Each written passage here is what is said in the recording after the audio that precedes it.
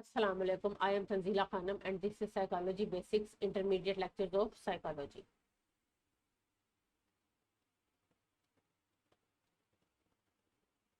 आज का हमारा टॉपिक है observational method of research in psychology, यानी रिसर्च का मुशाहिदाती तरीका या मुशाहिदा।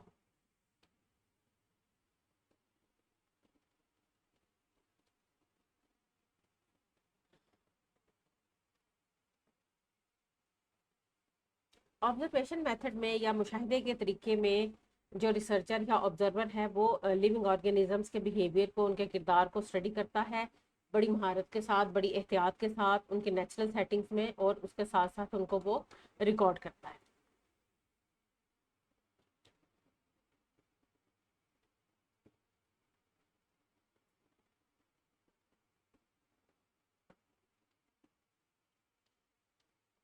जिस तरह से उनके कुदरती माहौल में वो बिहेवियर अकर कर रहा होता है उसको एज इट इज़ जो है वो रिकॉर्ड कर लेता है। और ये जो टेक्निक है ये किसी भी प्रॉब्लम के मुख्तलिफ किस्म के पहलुओं को इंक्लूड करके तो उसके बारे में मालूमात इकट्ठी करती है। साइकोलॉजी में जो ऑब्जर्वर हैं वो डिफरेंट किस्म के फिनोमिना को स्टडी करते हैं और उनके बारे में इंफॉर्मेशन रिकॉर्ड करते हैं। मिसाल के तौर पे पेरेंट चाइल्ड इंटरेक्शन है कि जो पेरेंट्स हैं वो आपस में अपने बच्चों के साथ किस तरह से इंटरेक्ट कर रहे हैं और उनके आपस में रिलेशनशिप कैसे हैं। फिर उसके अलावा ये देखा जाता है कि छोटे बच्चे जो हैं वो किस तरह से एग्रेसिव बिहेवियर जो है वो शो कर रहे हैं। ये सारी फिनोमिना जो है वो साइकोलॉजी के स्कोप में आता है। फिर उसके अलावा जो रिसर्चर है वो ये भी स्टडी कर सकता है कि एक इम्पॉर्टेंट इवेंट ख़त्म हुआ है, कोई म्यूजिकल शो ख़त्म हुआ है और उसके बाद जो पैसेंजर्स हैं एलिवेटर से उतर रहे हैं तो उनके क्या तासुरात हैं। तो वो उनसे सवालात पूछ के उनके जो है वो तासुरात को रिकॉर्ड करता है। ये भी ऑब्जर्वेशन मेथड के अंदर एक मिसाल हम दे सकते हैं। और इसमें डिफरेंट किस्म की रिकॉर्डिंग जो है वो यूज़ की जाती है, रिकॉर्डिंग डिवाइसेस यूज़ की जाती हैं। और उसके बाद इस बिहेवियर को ना सिर्फ ये कि रिकॉर्ड किया जाता है बल्कि रिकॉर्ड करने के बाद उसको अंडरस्टैंड किया जाता है और उसको एनालाइज किया जाता है, उसकी डिफरेंट किस्म की रीजंस और कॉजेस।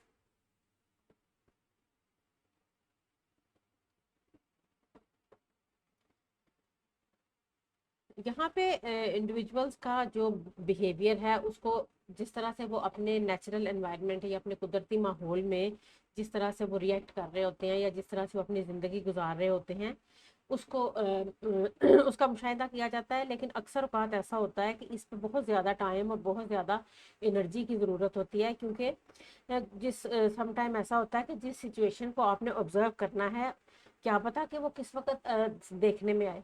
हो सकता है कि वो बिहेवियर कल ही रिसर्चर को नज़र आ जाए, या ये हो सकता है कि उसके लिए उसको कई हफ्ते कई महीने इंतजार करना पड़े, क्योंकि समटाइम ऐसा होता है ना कि कोई बिहेवियर किसी सिचुएशन से ट्रिगर करता है लेकिन कुछ सिचुएशंस ऐसी होती हैं जिसमें वो बिहेवियर सबमिसिव हो जाता है, दब जाता है, तो आपको नज़र नहीं आता।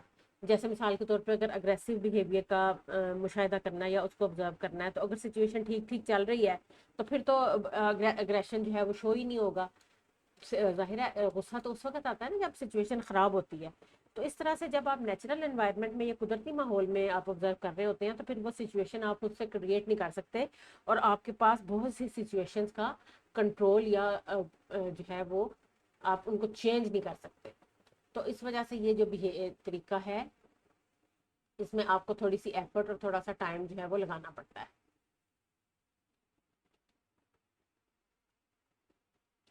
इसकी एक मिसाल हम इस तरह से ले सकते हैं कि अगर एक रिसर्चर ये स्टडी करना चाह रहा है कि बच्चों को जो है वो गुस्सा कब आएगा, तो उसके लिए उसको पहले नेचुरल सेटिंग में उन हालात का जो है वो इंतज़ार करना पड़ेगा कि जिसमें एक बच्चे के साथ कोई ज़्यादती हो या बच्चे की किसी के साथ लड़ाई हो, और उसके बाद वो देखे कि बच्चा किस तरह से एग्रेसिव बिहेवियर शो कर रहा है और उसका गुस्सा किस इंटेंसिटी पे पहुंच रहा है और किस तरह से वो बिहेवियर जो है वो उसका सूद हो रहा है, कौन से ऐसे फैक्टर्स हैं जो उसके गुस्से को बढ़ा रहे हैं और कौन से ऐसे फैक्टर्स हैं जो उसके गुस्से को कम कर रहे हैं। तो इसके लिए उसको थोड़ा सा, क्योंकि वो अब जो नेचुरल माहौल है उसमें वो उस सिचुएशन को खुद से पैदा नहीं कर सकता, ये एक शर्त है नेचुरल ऑब्जर्वेशन की कि बिहेवियर खुद ब खुद जब वाकई होगा तो उसको स्टडी किया जाएगा। उसके अलावा एक और जो प्रॉब्लम यहाँ पे आता है कि इसमें कॉज एंड इफेक्ट के रिलेशनशिप को स्टडी नहीं किया जाता ऑब्जर्वेशन के अंदर।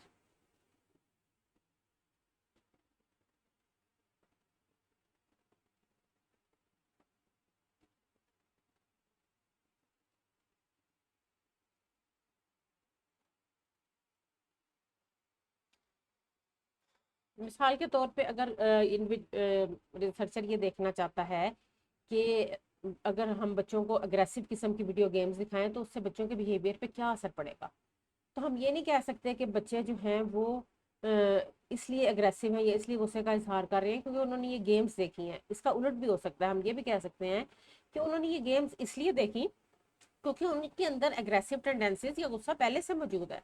तो इस तरह से जब नेचुरल सेटिंग में हम किसी का मुशाहिदा कर रहे हैं तो उसमें हम कॉज एंड इफेक्ट्स का रिलेशनशिप उस तरह से स्टडी नहीं कर सकते। इस प्रॉब्लम को कैटर करने के लिए या इस प्रॉब्लम को ओवरकम करने के लिए ऑब्जर्वेशन जो है वो समटाइम कंट्रोल कंडीशन में भी जो है वो कंडक्ट की जाती है, जिसको हम कंट्रोल्ड ऑब्जर्वेशन कहते हैं, और ये लेबॉर्ट्री में कंडक्ट किया जाता है। यहाँ पे जो ऑब्जर्वर है वो कुछ सिचुएशंस को अपने कंट्रोल में करता है या कुछ सिचुएशंस और कंडीशंस को चेंज करके तो बिहेवियर को आर्टिफिशियली अकर करने के बाद उसको ऑब्जर्व किया जाता है। अब अगर हम बात करते हैं कि डिफरेंट स्टेप्स जो हैं वो जब हम ऑब्जर्वेशन के ज़रिए हमने रिसर्च करनी है तो उसमें कौन कौन से स्टेप जो हैं वो वन बाय वन हम फॉलो कर रहे होते हैं। सबसे पहला है आइडेंटिफिकेशन ऑफ प्रॉब्लम, कि हम किस टॉपिक के ऊपर काम करना चाह रहे हैं, हमारा गोल क्या है। मिसाल के तौर पे हम एग्रेसिव बिहेवियर बच्चों का देखना चाह रहे हैं तो वो हमारा गोल है कि हमने बच्चों में ये देखना है कि उनको गुस्सा कब आ रहा है। फिर दूसरे नंबर पे हमने क्वेश्चन बनाने हैं और एक रिसर्च प्लान बनाना है। अब इस टॉपिक में रिसर्च प्लान क्या होगा कि क्या क्या जो रिसर्चर है वो स्कूल में बच्चों का एग्रेसिव बिहेवियर देखना चाह रहा है या घर में एग्रेसिव बिहेवियर देखना चाह रहा है या प्ले ग्राउंड में एग्रेसिव बिहेवियर देखना चाह रहा है या किसी खास ओकेजन पे देखना चाह रहा है, तो उसके मुताबिक वो रिसर्च प्लान बनाता है और उसी के मुताबिक वो डिफरेंट जो है अपने क्वेश्चन जो है, अगर उससे कुछ सवाल पूछने हैं तो वो उस हिसाब से वो सिलेक्ट करता है। फिर उसके बाद क्या है कि डाटा कलेक्शन मेथड जो है उसको सेलेक्ट किया जाता है कि क्या इंटरव्यू करके बच्चों से सवाल किए करके उनके गुस्से के बारे में पूछा जाएगा या उनको सिर्फ दूर से बैठ के स्टडी किया जाएगा, कौन सा तरीका जो है वो डाटा कलेक्शन का इस्तेमाल किया जाएगा, या उनके पेरेंट्स से मुख्तलिफ किस्म की बातें पूछी जाएंगी या उनके टीचर से या उनके फ्रेंड्स से बातें पूछी जाएंगी उनके एग्रेसिव बिहेवियर के बारे में। फिर उसके बाद ऑब्जर्वेशन का एक स्टेप आ जाएगा कि जहाँ पे उनका अब जो एग्रेसिव बिहेवियर अगर कर रहा है उसको उसका मुशाहिदा किया जा रहा है और उसके साथ साथ उसको रिकॉर्ड किया जा रहा है। रिकॉर्डिंग बहुत इंपॉर्टेंट चीज़ है किसी भी ऑब्जर्वेशन के अंदर, और इसके लिए डिफरेंट किस्म के टूल्स यूज़ किए जाते हैं आजकल। वीडियो कैमरास हैं, ऑडियो कैमरास हैं, माइक्स हैं, और वीडियोस बना ली जाती हैं आजकल, ड्रोन कैमरास हैं। तो इस तरीके से डिफरेंट किस्म की जो है वो रिकॉर्डिंग डिवाइसेस यूज़ करके ऑब्जर्वेशन किया जाता है। फिर जब ये सारी इंफॉर्मेशन ले ली जाती हैं तो फिर बिहेवियर को एनालाइज किया जाता है कि जैसे अगर एग्रेसिव बिहेवियर का को रिकॉर्ड कर लिया तो फिर ये देखा जाएगा कि कौन कौन सी सिचुएशन में किस किस टाइम पे बच्चा जो है वो गुस्से का इजहार कर रहा है। तो ये डिफरेंट स्टेप्स हैं जो कि किसी भी ऑब्जर्वेशनल मेथड की रिसर्च के लिए को कंडक्ट करने के लिए ज़रूरी होते हैं। अब हम देखते हैं कि ऑब्जर्वेशन मेथड की टाइप्स कितनी, ये किस किस तरह से कंडक्ट किया जा सकता है। तो इसकी मेजर टाइप्स दो हैं, लेकिन आगे फर्दर उनकी और बहुत सी टाइप्स हैं। तो इसकी जो मेजर टाइप्स हैं वो ये हैं नेचुरलिस्टिक या नेचुरल ऑब्जर्वेशन, और नंबर दो कंट्रोल्ड ऑब्जर्वेशन।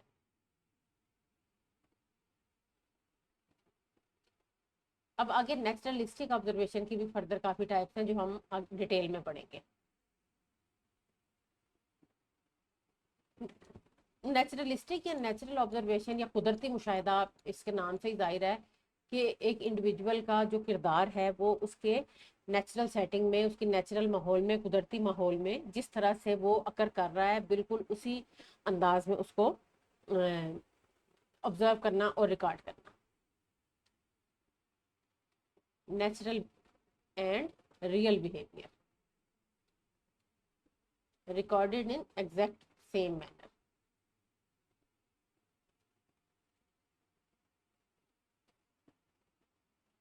इसमें कोई भी किसी भी किस्म का इंडिविजुअल की जो रिसर्चर की ओपिनियन या रिसर्चर की इंटरप्रिटेशन जो है वो शामिल नहीं होती।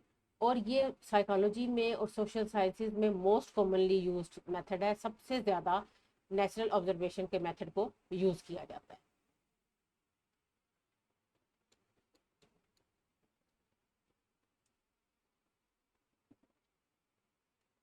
इसमें किसी भी इंडिविजुअल के स्पॉन्टेनियस बिहेवियर को, जैसे वो ऑन द स्पॉट अकर कर रहा है, ऑन द स्पॉट वो नजर आ रहा है, उसको स्टडी किया जाता है।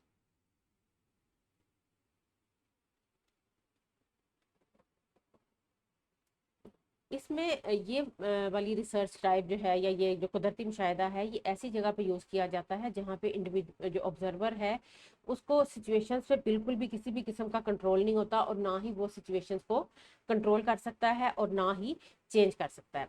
उसने सिर्फ ये देखना है कि बिहेवियर किस तरह से, सिचुएशन किस तरह से चल रही है, और जो किरदार है इंडिविजुअल का वो किस तरह से अकर कर रहा है। अगर हम किसी और डिसिप्लिन की मिसाल देखें तो जैसे एक बॉटनिस्ट है, उसका क्या काम है, उसका काम है कि वो प्लांट्स की ग्रोथ को स्टडी कर रहा है, उसमें वो कुछ कर नहीं सकता, बस वो एज इट इज़ बस उसने पौधे उगा दिए हैं और वो देख रहा है कि बस पौधे किस तरह से बड़े हो रहे हैं और किस तरह से उन पर फ्लावर्स आ रहे हैं या किस तरह से उनकी ग्रोथ हो रही है। बिल्कुल इसी तरह जो साइकोलॉजिस्ट है नेचुरल ऑब्जर्वेशन में ये ऑब्जर्व करता है कि मुख्तलिफ जगहों पे एक इंडिविजुअल का बिहेवियर कैसा है। मिसाल के तौर पे अगर वो स्कूल में है तो वो किस तरह से बिहेव कर रहा है, कॉलेज में है तो वो किस तरह की जो है किरदार का मुजाहरा कर रहा है, मार्केट गया हुआ है तो उसका दुकानदारों के साथ कैसा रवैया है, घर में अपने पेरेंट्स के साथ या अपने बच्चों के साथ उसका क्या रवैया है। तो ये सारी चीज़ें डिफरेंट जो प्लेसेस हैं जहाँ पे बिहेवियर वाकई हो रहा है उसको स्टडी करते हैं नेचुरल ऑब्जर्वेशन में। जो एंथ्रोपोलॉजिस्ट मार्गरेट मीड थी उसने इस मेथड को यूज़ किया डिफरेंट कल्चर्स की सिविलाइजेशन को स्टडी करने के लिए। यानी साइकोलॉजी के अलावा भी डिफरेंट जो सोशल साइंसेज हैं उसमें ये तरीका इस्तेमाल किया जाता है। रिसर्च के लिए बहुत ज़्यादा इफेक्टिव मेथड है इंफॉर्मेशन को कलेक्ट करने के लिए। अब जैसे मैंने पहले बताया कि नेचुरल ऑब्जर्वेशंस की आगे डिफरेंट और टाइप्स हैं, तो उसमें दो तरीके जो हैं वो यूज़ किए जाते हैं, एक है ऑब्जेक्टिव ऑब्जर्वेशनल मेथड और एक है इंट्रोस्पेक्टिव।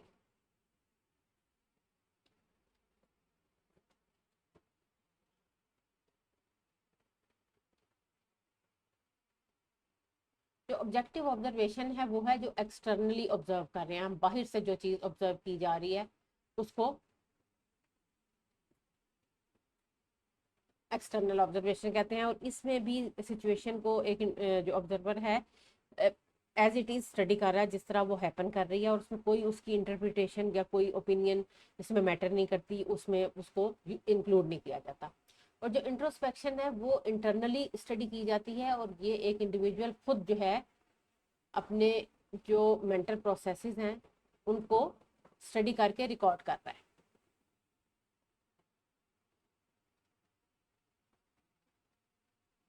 वो स्टडी भी किए जा रहे हैं और रिकॉर्ड भी किए जा रहे हैं। क्योंकि किसी भी इंडिविजुअल की जो थॉट्स है उनके जो इमोशंस हैं और उनकी जो फीलिंग्स हैं, कोई इंडिविजुअल जब तक खुद से उनको स्टडी जितना अच्छा कर सकता है, बाहर से उनको कोई स्टडी नहीं कर सकता। ये वो तरीका है इंट्रोस्पेक्शन का जो, अगर आपको याद हो, हमने पहले शुरू में जब हम हिस्ट्री ऑफ साइकोलॉजी पढ़ रहे थे, डेफिनेशन पढ़ रहे थे, तो उसमें हमने विल्हेल्म वुंड का नाम यूज़ किया था। विल्हेल्म वुंड जो है वो स्ट्रक्चरलिस्ट स्कूल ऑफ थॉट का बानी था, और उसने जो है वो सबसे पहली साइकोलॉजिकल लैब जर्मनी में इस्टेब्लिश की थी। और उस लैब में उसने इंट्रोस्पेक्शन का मेथड यूज़ किया था, जिसमें वो अपने सब्जेक्ट्स को इस तरीके से स्टडी करता था, उनके मेंटल प्रोसेसेस को। और उसके साथ साथ टिचनर ने भी काम किया, जिसका स्टूडेंट भी था और उसका को वर्कर था, उसने भी जो है इंट्रोस्पेक्शन को यूज़ किया, क्योंकि उनके मुताबिक जो किसी भी इंडिविजुअल की जो कॉन्शियस स्टेट्स हैं उनको स्टडी करने के लिए इससे बेहतर तरीका और कोई भी नहीं हो सकता। लेकिन जब बिहेवियरिस्ट स्कूल ऑफ थॉट आया तो उन्होंने बड़ी सख्ती से इसको रिजेक्ट किया, और उन्होंने कहा कि नहीं, जो साइकोलॉजी चूंकि एक साइंस है और वो ऑब्जेक्टिवली स्टडी जो है इंफॉर्मेशन को और फैक्ट्स को करती है, तो उसका जो काम है वो स्टिमुलस और रिस्पांस रिलेशनशिप को स्टडी करना है। तो इसलिए उन्होंने मेंटल प्रोसेसेस को डिस्कार्ड करने के साथ साथ इंट्रोस्पेक्शन को भी डिस्कार्ड कर दिया। लेकिन ये एक फैक्ट है कि कोई भी इंडिविजुअल जब तक अपनी इंटरनल स्टेट्स को खुद बयान नहीं कर समझ नहीं सकता, बयान नहीं कर सकता, तो कोई दूसरा उनको अंडरस्टैंड नहीं कर सकता। तो इसलिए आजकल के दौर में ऑब्जेक्टिव ऑब्जर्वेशन के साथ साथ इंट्रोस्पेक्टिव ऑब्जर्वेशन भी यूज़ किया जा रहा है। तो इसके साथ साथ अब हम ये देखेंगे कि जो नेचुरल ऑब्जर्वेशन है, ये दो टाइप्स हमने उसकी पढ़ी, उसके दो तरीके हैं कि किन दो तरीकों से नेचुरल ऑब्जर्वेशन जो है वो कंडक्ट किया जा सकता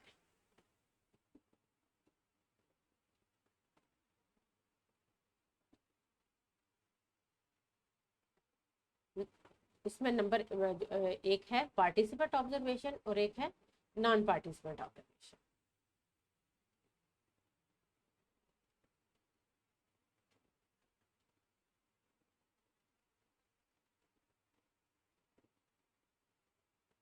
जैसा कि हमें नाम से ही पता चल रहा है, पार्टिसिपेंट ऑब्जर्वेशन का मतलब है कि जो इंडिविजुअल है उसने जिस ग्रुप को स्टडी करना है उसको वो ज्वाइन करता है।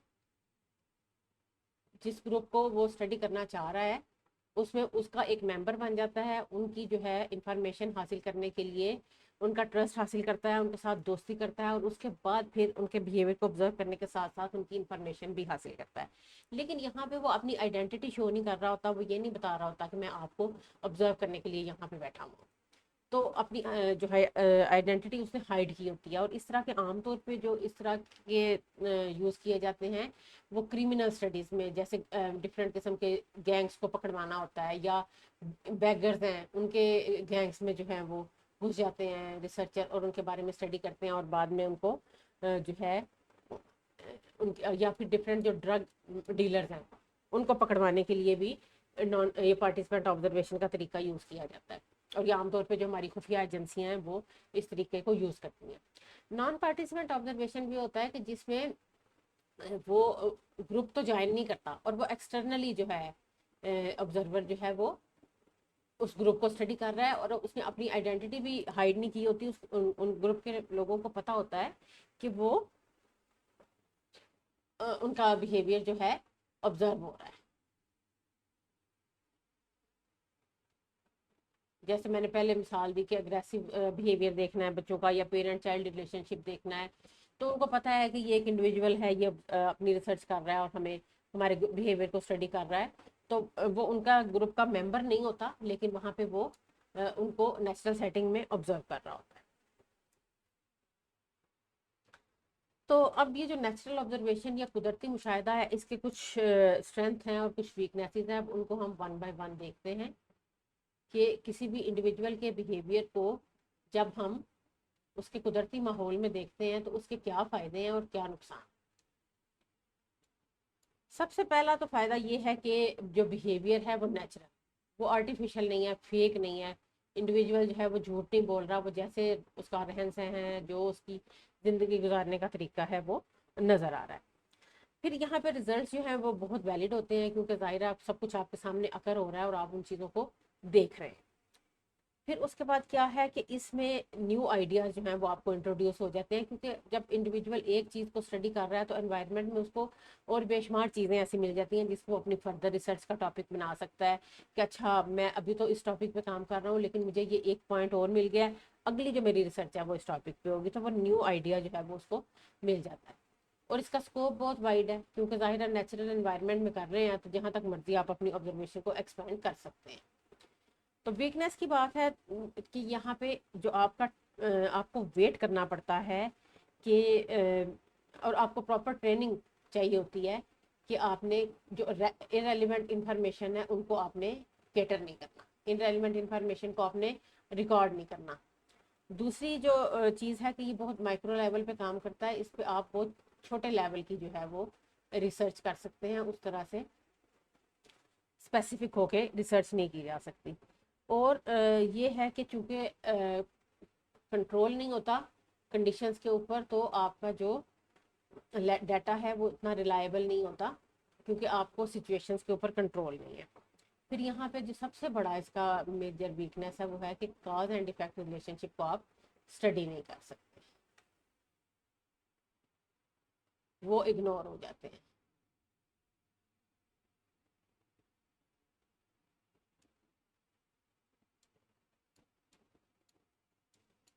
अच्छा, ये था हमारा नेचुरल ऑब्जर्वेशन। अब हमारा जो दूसरा इसकी टाइप है ऑब्जर्वेशनल मेथड ऑफ रिसर्च की, वो है controlled observation. That is the second type of observation. और ये ऑब्जर्वेशन, जैसे मैंने शुरू में बात की कि नेचुरल ऑब्जर्वेशन की ये उसके अंदर एक बहुत बड़ी कमी है कि इसमें बहुत सी सिचुएशंस को या बहुत से फैक्टर्स को आप कंट्रोल नहीं कर सकते। और फिर कुछ बिहेवियर ऐसे होते हैं जिनको अकर करने के लिए आपको बड़ी देर उनका इंतज़ार करना पड़ता है, और उसके लिए बहुत ज़्यादा एफर्ट, बहुत ज़्यादा मनी, बहुत ज़्यादा टाइम जो है वो आपको चाहिए होता है।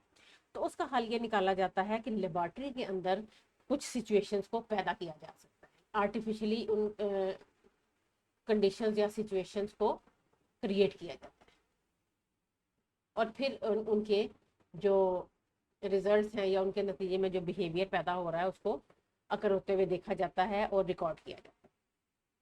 इसमें हम थोड़ा बहुत काज एंड इफेक्ट का रिलेशनशिप भी देख सकते हैं, जो कि हम उसमें नहीं देख सकते। तो इसमें क्या होता है कि एक वेरिएबल को जो है वो कॉज माना जाता है और दूसरे बिहेवियर को उसका इफेक्ट माना जाता है। तो कॉज एंड इफेक्ट रिलेशनशिप को जब हमने स्टडी करना होता है तो फिर हम ये लैब के अंदर कंट्रोल्ड ऑब्जर्वेशन करते हैं।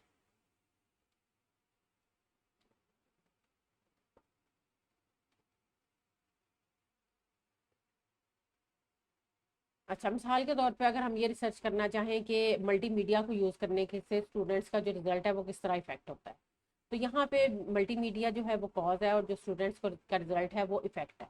तो अब ये है कि हम लैब में मुख्तलिफ स्टूडेंट्स को, मुख्तलिफ लेवल के स्टूडेंट, एक ही लेवल के मुख्तलिफ स्टूडेंट्स को फ़ोन यूज़ करने के लिए देंगे या इंटरनेट यूज़ करने के लिए देंगे। किसी को 1 घंटा देंगे, किसी को 2 घंटे, किसी को 4 घंटे। और फिर उसके बाद हम देखेंगे कि अगले दिन जो उनका टेस्ट था या 2 दिन बाद जो उनका टेस्ट था, जिन्होंने 1 घंटा मल्टीमीडिया यूज़ किया या फ़ोन यूज़ किया उनका रिजल्ट कैसा आया, और जिन्होंने 4 घंटे यूज़ किया तो उनका रिजल्ट कैसा आया। तो यहाँ पे हमने उस टाइम को कंट्रोल कर लिया, जो कि हम नेचुरल ऑब्जर्वेशन में अगर एक बच्चा फ़ोन पकड़ के देख रहा है तो आप उसको कंट्रोल नहीं कर रहे, आपका काम सिर्फ ये है कि आप उसको ऑब्जर्व करें कि ये इतनी देर फ़ोन यूज़ कर रहा था। तो लैब में आपने उस फ़ोन के यूजेज को या मल्टीमीडिया की यूजेज को कंट्रोल कर लिया, ताकि आप जो है वो अपनी जो आपका अंडर ऑब्जर्वेशन जो प्रॉब्लम है जिसको आप केटर कर रहे हैं उसके बारे में इंफॉर्मेशन आप हासिल कर सकें। तो जब इस तरह का कोई हमने बिहेवियर स्टडी करना होता है तो उसके लिए हम कंट्रोल्ड ऑब्जर्वेशन इस्तेमाल करते हैं, और ये जो है ये ज़्यादा स्ट्रक्चर्ड और एनालिटिकल रिजल्ट्स देता है, ज़्यादा स्ट्रक्चर्ड होता है। और इसमें जो है कि इसमें ये टाइम कंज्यूमिंग कम होता है, क्योंकि इसमें हम अपने हिसाब से जिस वक्त हमें चाहिए कंडीशन पैदा कर सकते हैं, सिचुएशन पैदा कर सकते हैं, और उसका जो इसका जो रिजल्ट है ना वो हम दोबारा रेप्लिकेट भी कर सकते हैं, दोहरा भी सकते हैं अगली रिसर्च में भी इसके रिजल्ट्स को हम यूज़ कर सकते हैं। और उसके अलावा लेकिन इसमें यह है कि इसमें वैलिडिटी जो है वो बहुत कम होती है, क्योंकि आपने आर्टिफिशियली जो है बिहेवियर को अकर किया है और आर्टिफिशियल आपने इन्वायरमेंट पैदा किया है। तो इसकी वजह से पार्टिसिपेंट जो हैं वो अपने बिहेवियर को चेंज भी कर सकते हैं, क्योंकि उनको पता है कि इस वक्त उनको ऑब्जर्व किया जा रहा है और उनको जज किया जा रहा है। तो वो फियर ऑफ जजमेंट की वजह से अपने बिहेवियर को चेंज कर सकते हैं। तो ये इसकी थोड़ी सी कैरेक्टरिस्टिक हैं, जिसमें कुछ पॉजिटिव भी हैं और कुछ नेगेटिव भी हैं। तो ये हमारी टाइप्स थी जिसमें हमने नेचुरल ऑब्जर्वेशन पढ़ा, फिर नेचुरल ऑब्जर्वेशन की डिफरेंट टाइप्स हमने पढ़ी, जो ऑब्जेक्टिव भी है, इंट्रोस्पेक्टिव भी है। 2 वेज में कंडक्ट किया जा सकता है, पार्टिसिपेंट ऑब्जर्वेशन में, नॉन पार्टिसिपेंट ऑब्जर्वेशन में। और उसके बाद जो दूसरा तरीका है मेजर इसका, वो है कंट्रोल्ड ऑब्जर्वेशन, जो कि लैब में जब हम कोई फिनोमिना हमें स्टडी करना होता है और कॉज एंड इफेक्ट रिलेशनशिप को देखना होता है तो फिर हम कंट्रोल्ड ऑब्जर्वेशन यूज़ करते हैं। अब हम ये देखेंगे कि इसके जो एडवांटेजेस और डिसएडवांटेजेस क्या हैं ऑब्जर्वेशनल मेथड ऑफ रिसर्च के। तो वो हम कुछ इस तरह से उनको देखते हैं वन बाय वन, कि एक तो इस मेथड को कंडक्ट करना बहुत आसान है, मतलब आपने ऑब्जर्व करना है और आपने इंफॉर्मेशन रिकॉर्ड कर लेंगे। फिर ये है कि ये क्योंकि इसके साथ डायरेक्ट इंटरेक्शन हो रहा है पार्टिसिपेंट के साथ, तो जो इंफॉर्मेशन है वो बहुत ज़्यादा रिलायबल है। नंबर 3 ये है कि इसमें चेंज के बगैर जो है वो आप फिनोमिना को अगर कर रहे हैं तो जो फिनोमिना है वो प्योर और रियल है। अच्छा, उसके बाद इसमें आपको पार्टिसिपेंट का कोऑपरेशन नहीं चाहिए, बस आप वो कर रहे हैं अपना काम और आप अपना काम कर रहे हैं, तो उनकी जो है ना इस पे आपका टाइम बच जाता है।